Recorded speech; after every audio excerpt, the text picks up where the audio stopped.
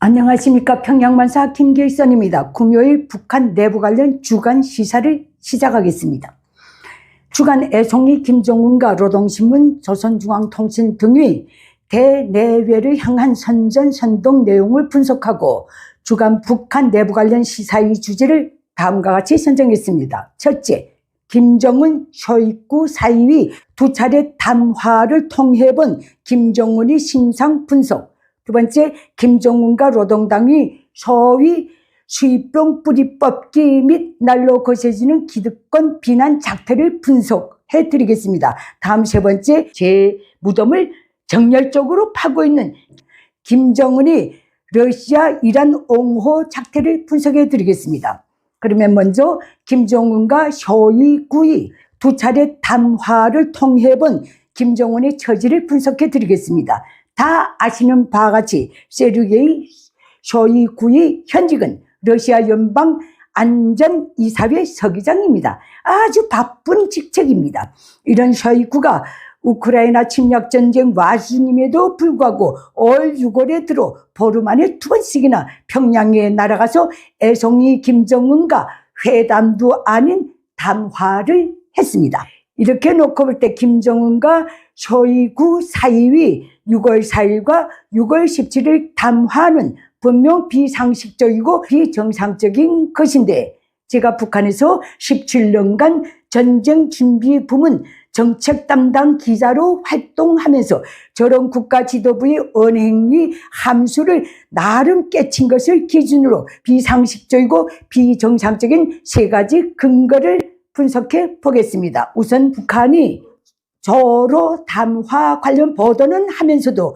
푸틴의 위임 또는 특별 위임에 따라 쇼이구의 평양 입국과 출국 날짜를 일제 공개하지 않았습니다. 푸틴 형님 특사격으로 온다면 틀림없이 입국 당일, 출국 당일 과대 선전을 했을 애송이 김정은이 왜 이것을 공개하지 않았는가? 거두절미하고 쇼이구는 또 긁어가려고 왔고, 김정은은 비록 애송이지만 이젠 별로 줄 것도 없는데 또 하는 나름의 소심한 반감의 표현이라고 저는 봅니다. 다음, 푸틴이 쇼이구를 보름새 2번이나 특사로 보내면서도 김정은에게 구두 인사, 구두 친서만 보내고 친필은 보내지 않은 사실입니다.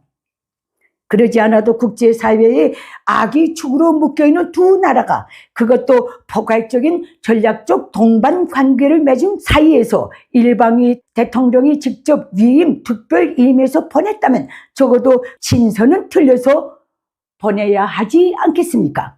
이것은 무엇을 뜻하는가? 푸틴이 그만큼 북한 김정은을 하찮게 보고 있다는 증거이며, 푸틴의 목적은 오직 북한 김정은을 더 약탈하는 것이며, 푸틴이 차후 김정은을 내칠 때 일각이 들고 나오시는 어떤 외교적 근거도 남기지 않겠다는 속셈을 가지고 있다는 뜻입니다.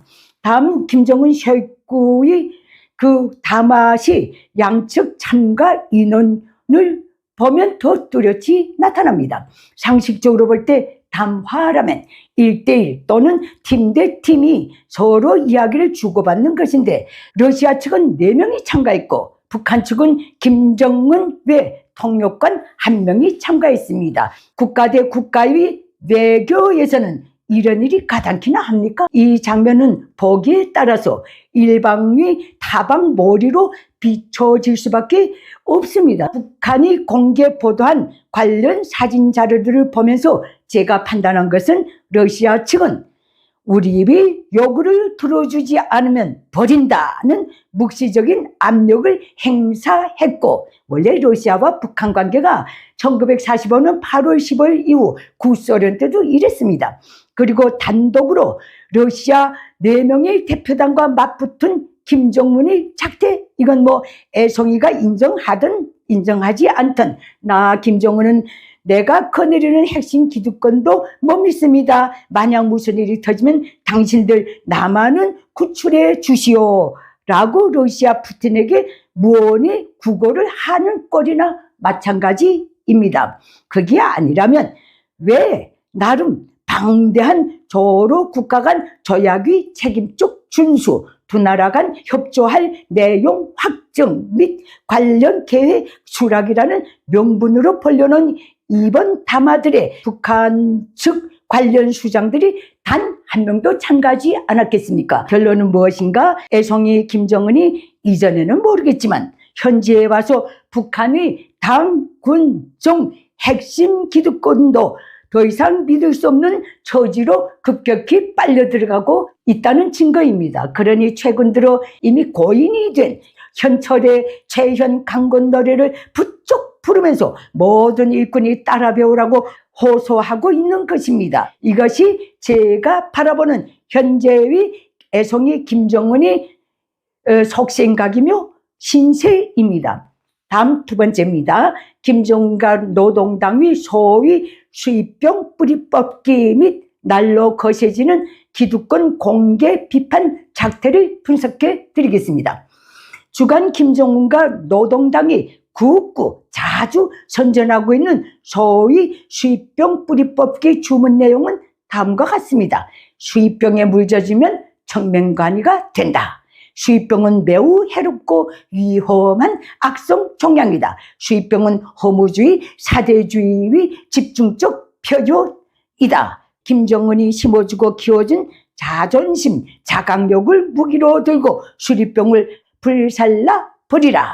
등등등등. 저들 족속 말대로라면 저 체제 전속 전기간 제국주의 연합 세력의 봉쇄 압살 책동, 1990년대부터는 붕괴, 변절한 사회주의 진영까지 가세한 봉쇄 압력 책동, 또 중국, 러시아까지도 가세한 유엔 대북 제재로 웹에서 들어갈 것도 없고 북한에서 나갈 것도 없는 처지에 최근 들어 김일성, 김정일 시대의 수입병 타도 노래를 또 열정적으로 부르고 있으니 정은이 이제는 정말로 할 말이 없는 것이 분명합니다.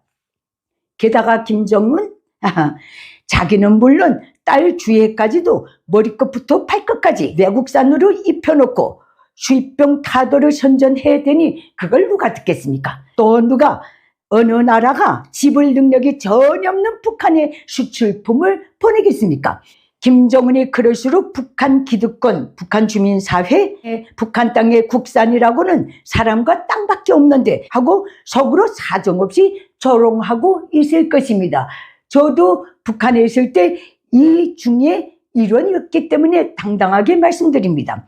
또 김정은과 노동당은 주간은 물론 최근 들어 날로 거세차게 북한 기득권을 맹비난하고 있는데 그 표현들은 다음과 같습니다. 외세 의존, 수입병에 물젖은 자들, 허무주의, 관료주의 제도와 부정 축제를 꾀하는 자들, 실무주의에 물젖은 자들, 지요 무풍지대에서 나온 도깨비들, 또 부지런한 건달꾼들, 못다기식 지도나 하는 백해무익한 자들 등등등등.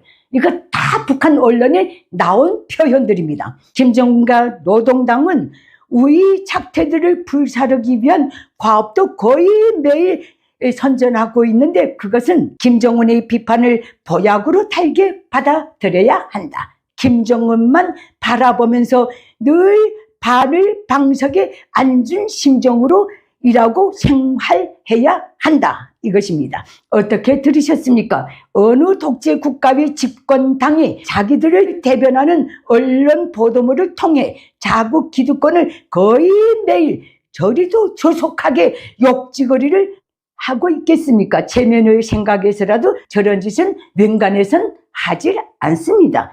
매일같이 자기가 부리는 소위 혁명위 지휘성원 계급을 향해 저렇게 행패질을 하고 있으니 애송이 김정은이가 러시아 쇼이구 대표단 4명과 단독으로 담화를 한 그 말 못할 속사 정도 어느 정도 짐작할 수 있을 것입니다. 다음 세 번째입니다. 제 무덤을 정열적으로 파고 있는 김정은의 러시아, 이란 옹호 작태를 간단하게 말씀드리겠습니다. 애송이 김정은은 여태 나름 입 다물고 있던 러시아와 이란을 두던 옹호, 지지하는 기사들을 주간 7일 사이에 5차례나 내보냈습니다. 동시에 이 애송이 김정은은 역시 거의 매일 미국, 일본 등 자유세계를 맹비난하는 기사를 내보냈습니다. 참 웃기지도 않습니다. 자유민주주의 세계의 악의 축 타이틀을 쓰고 있는 러시아, 이란, 북한. 이런 처지에 북한이 러시아, 이란을 두둔한다고 해서 러시아와 이란이 과연 좋아할까요? 이 똥모자리는 비상식적이고 비정상적인 국가들이 저희들끼리는 더 서로 경계하고 외면한다는 그 간단한 리치도 모릅니다. 이렇게 놓고 볼 때 애송이 김정은은 국내뿐 아니라 나라 밖을 상대로도 열심히 부지런히 제 무덤을 파고 있는 셈입니다. 오늘은 여기서 마치겠습니다. 감사합니다. 내게 북한 인민들에게 호소합니다. 당장 80년이 되어오는 김일성 적성 노예 체제를 끝장낼 때가 되었습니다. 북한 인민이 진정한 자유해방을 위해 공포를 딛고 힘을 모아서 김일성 적성을 반드시 몰아냅시다. 그 길에서 도움이 필요하신 분들은 언제든지 손을 내밀어 주십시오.